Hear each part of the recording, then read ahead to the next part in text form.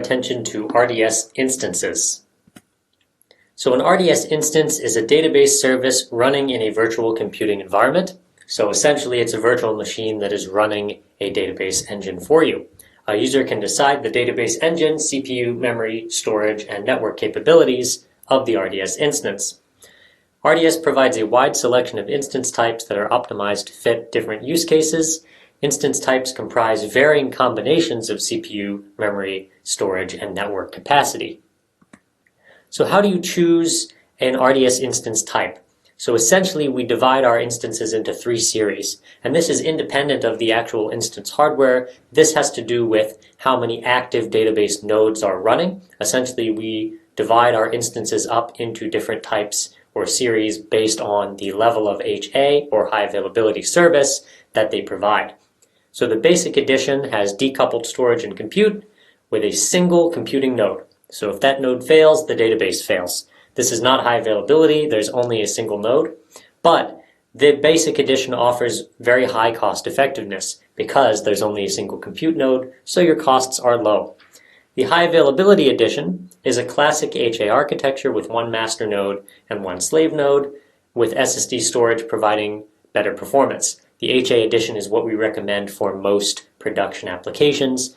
And then there's the Enterprise edition. This has 1 master node and 2 slave nodes. It's a 3-node system. This offers our highest reliability and availability guarantee, and it offers strong data consistency by synchronizing logs between these 3 database instances.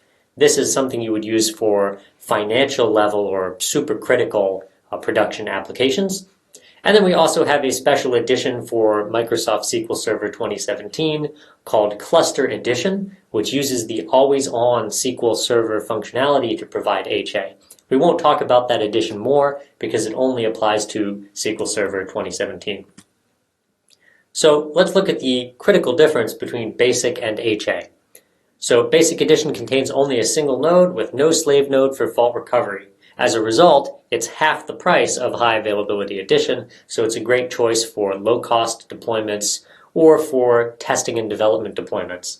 The High Availability Edition has 2 instances in the same or different zones with automatic data synchronization and automatic failover. In the HA and Enterprise editions, if one of the nodes fails, if the master node fails, one of the slaves can immediately take over and become the new master.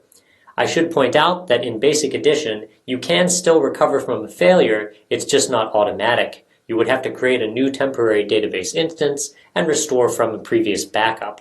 Whereas with HA, if the master node fails, the system can fail over to one of the slave nodes in near real time.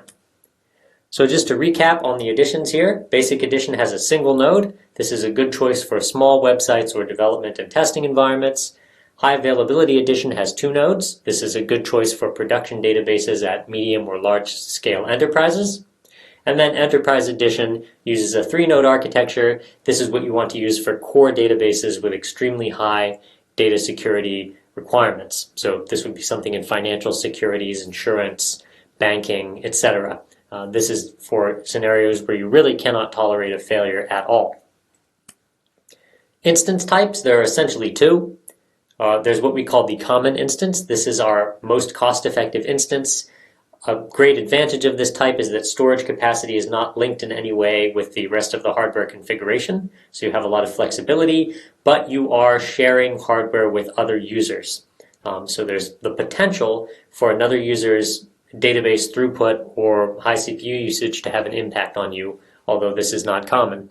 Then there's the dedicated instance or dedicated host. In this case, you have fully dedicated CPU cores with threads that are assigned to you and I/O capacity that's assigned to you, so that even if another user is using a lot of resources on the machine, your ability to use the resources allocated to you is guaranteed. This also has what we call reserved storage space for higher stability. So typically we recommend the dedicated instance because of the dedicated CPU, memory, and storage that you're guaranteed. And I should point out both of these are shared OS scenarios. You may not be the only tenant on the hardware. The difference is that with the dedicated instance, you have guaranteed performance.